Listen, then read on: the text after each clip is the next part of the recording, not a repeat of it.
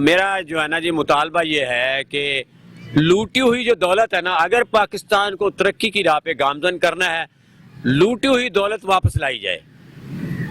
تو پاکستان کے بڑے خاندانوں کے پیسے، سرمایہ داروں کے، جگیرداروں کے، وزیروں کے اور جتنے بھی بڑے خاندان ہیں نا، ان کا پیسہ سوئس بینک میں پڑا ہے 200 ارب ڈالر۔ 200 ارب ڈالر اگر پاکستان میں آ جائے، پاکستان کی سڑکیں یقین جانیے سونے کی بن جائیں، پاکستان کے بے روزگار نوجوان کو 20,000 روپیہ پر منتھ روز اپنے جناب وظیفہ ملے، اور بوڑھے کو جناب علی اس کو اولڈ الاؤنس دیا جائے، تو وہ جناب علی تب بھی وہ پیسے ختم نہیں ہوتے۔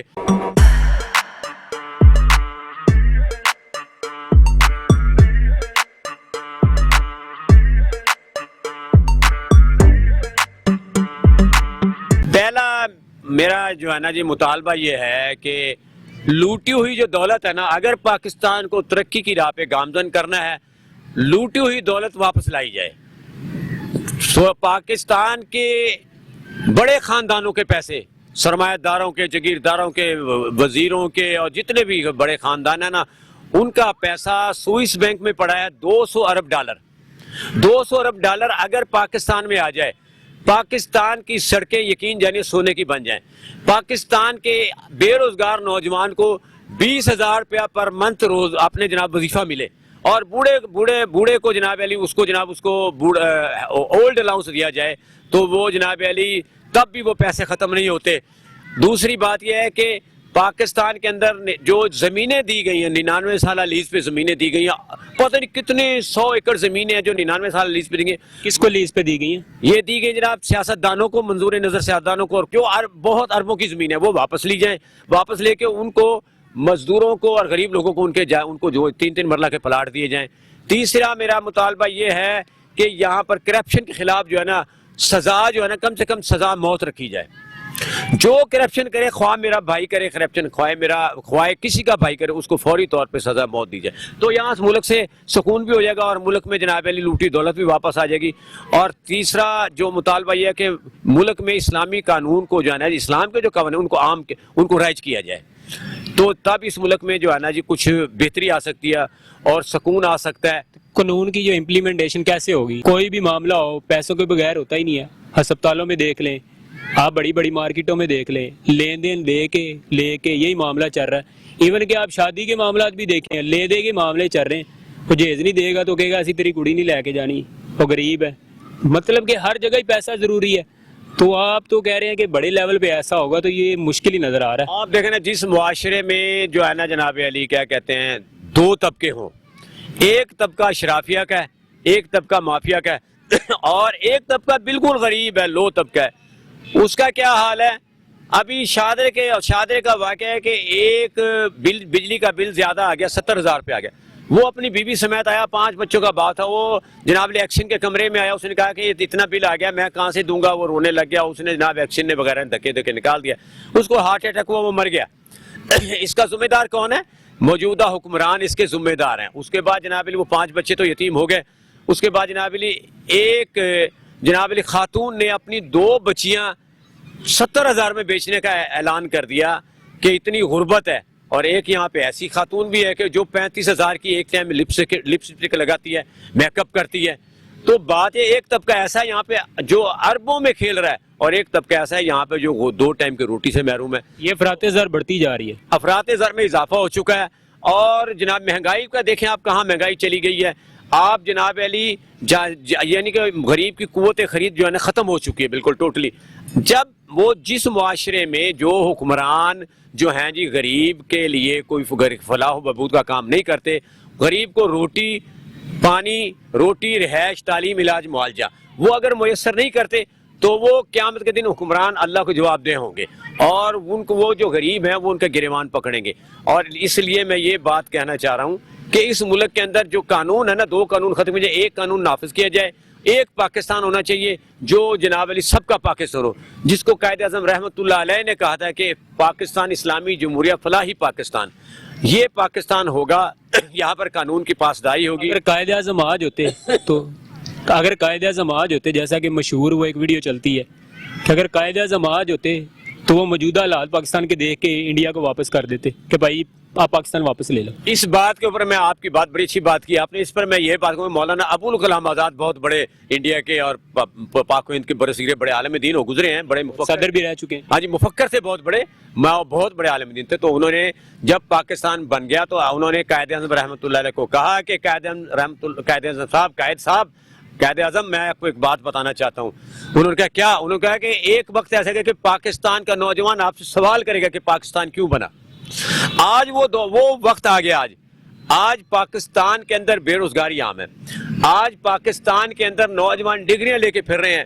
نوجوان جب بے روزگاری ہوگی ہاں جی تو پھر وہ لوگ کیا کریں گے؟ یا تو وہ جرائم کریں گے یا وہ کیا کریں گے جناب, یا کوئی اور معاملات ہوں گے کریں گے. 37,000 روپے میں ایک مزدور کی کم سے کم اجرت 37,000 روپے آپ نے مقرر کیا. آپ 37,000 میں 5 افراد پہ مشتمل ایک خاندان کا بجٹ بنا دے اس دور میں.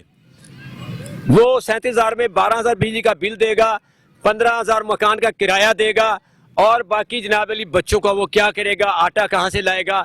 وہ تو بیچارہ قرضے میں دبا ہوگا. اگر آپ یہ بل بجٹ بنا دیں, جیسا کہ آپ نے کہا ہے کہ بجٹ بنا کے اور 37,000 میں گزارا کیسے کر کے دکھائے, تو جیسے کہ ابھی تھوڑی دیر پہلے آپ نے کہا ہے کہ حلال اور حرام کی تمیز بھی نہیں پھر رہے گی اور نہ برے اور اچھے کی تمیز رہے گی. نوجوان جو ہے وہ بیٹیاں بیچی جا رہی ہیں, خودکشیاں کی جا رہی ہیں, تو کوئی تمیز نہیں ہے. لوگوں کو پھر اپنا پیٹ پالنے کے لیے ایسے کام کرنے پڑیں گے. اور جو امیر لوگ ہیں, لیڈ کلاس ہے, وہ تو ان کے وہ لپسٹک آپ جیسے کہ 35,000 کی ہے, کپڑے پہن رہے ہیں, ان کو کوئی فکر نہیں ہے, وہ اچھا کھا رہے ہیں. غریب آدمی کے لیے کچھ بھی نہیں ہے. جس ملک میں روٹی تنخواہ سے مہنگی ہو جائے, جس ملک میں روٹی تنخواہ سے مہنگی ہو جائے, اس ملک میں 2 چیز سستی ہو جاتی ہیں, عورت کی عزت اور مرد کی غیرت. یہ کس کا مقولہ ہے؟ سلطان صلاح الدین ایوبی رحمۃ اللہ کا مقولہ. بالکل, غیرت بھی مر گئی ہے اور عزت بھی سستی ہو گئی. چلیے آج آپ دیکھ لیں, میں نے پہلے بھی ایک دفعہ کہا تھا کہ مسجدوں کے آگے نوجوان میری بیٹیاں بہنیں مانگ رہی ہیں, اور معاذ اللہ استغفر اللہ وہ ممکن ہے کتنی مجبوری سے وہ مسجدوں کے باہر مانگ رہی ہیں.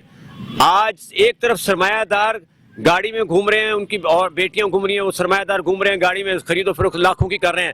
ایک دفعہ عید کا موقع تھا, عید الفطر کا موقع تھا, تو ایک اینکر جو ہے نا وہ جناب علی آپ کی طرح وہ جا رہی ہے, وہ اپنے ویوز لے رہی ہے.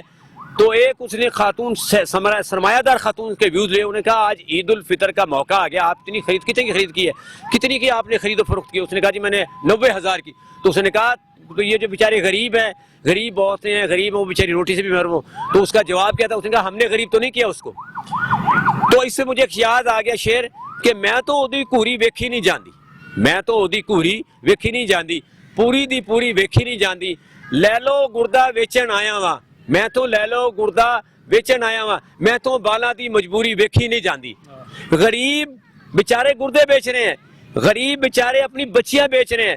ایک میں بتا دوں بات, قیامت کے دن یہی جو مخلوق خدا ہے نا, ایسے ظالم جگیردار ظالموں سے, ظالم حکمرانوں سے سوال کر کے گریبان پکڑے گی کہ تم خود تمہاری اولادیں بیرون ملک تھی, تمہاری دولت بیرون ملک تھی, تم نے اربوں کروڑوں روپیہ معاف کرا کے غریبوں پر جناب, غریبوں کو مہنگائی کی دلدل میں پھنسا دیا, غریبوں کو بلوں کے چکر میں پھنسا دیا, غریبوں کو جناب تم نے جناب علی اتنا جناب زمین کے نیچے دفن کر دیا. میں ایک مشورہ دے رہا ہوں کہ جناب وزیر اعظم صاحب, میرا مشورہ ہے کہ ایک وزیر خودکشی مقرر کر دیں. وزیر خودکشی مقرر کر دیں, آدھے سے زیادہ پاکستان ختم ہو جائے گا. ایک تو غریب آدمی کو جناب کفن دفن کے پیسے بھی جو ہے نہیں ملتے, اب تو مرنا مہنگا ہو گیا ہے, غریب کا مرنا بھی مہنگا, جینا بھی مہنگا. تو وزیر خودکشی مقرر کر دیں, جو بھی بیچارے خودکشی کرتے جاؤ ان کو آپ اپنے خرچے پہ بیچاروں کو دفنا دیں, اور بڑی مہربانی ہوگی آپ کی. تو یا پھر یہ خدا کے لیے پاکستان کی جان چھوڑ دیں, یا ہم غریبوں کی جان چھوڑ دیں. آخر میں یہی کہوں گا کہ اٹھو میری دنیا کے غریبوں کو جگا دو, کاخ عمرہ کے درو دیوار ہلا دو, جس کھیت سے دہقان کو میسر نہ روزی, اس کھیت کے خوشہ گندم کو جلا دو. بستی بستی آگ لگی ہے, بستی بستی آگ لگی ہے, خون کے دریا بہتے ہیں, کب تک وہ محفوظ رہیں گے محلوں میں جو رہتے ہیں, کب تک وہ محفوظ رہیں گے محلوں میں جو رہتے ہیں. ہم نے جس گلشن کی خاطر اپنا سب کچھ وار دیا, آج چمن کے رہنے والے غیر ہمی کو کہتے ہیں, آج چمن کے رہنے والے غیر ہمی کو کہتے ہیں. ہم نے ویرانوں کو بسایا شہر نئے تخلیق کیے, ہم نے ویرانوں کو بسایا شہر نئے تخلیق کیے. اس جرم تعمیر پہ اب تک रंजो मसाइब सहते हैं। पाकिस्तान जिंदाबाद, इस्लाम जिंदाबाद।